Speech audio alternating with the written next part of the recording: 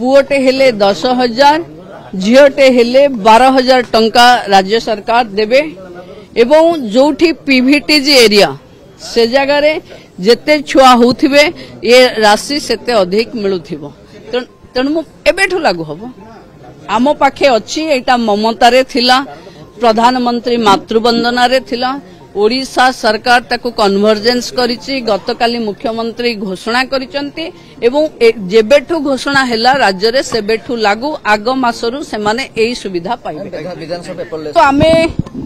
नरेंद्र मोदी आह्वान डिजिटाइजेशन जुगरे आमे अच्छे एवं ओडिशा विधानसभा आज उद्घाटित हैला पेपरलेस हबो बोली आमे समस्ते स्वागत करवा कथा कि आम विधायक माने डिजिटालाइज रे आम प्रश्न उठेबे एवं आम विधानसभा पेपरलेस हबो ये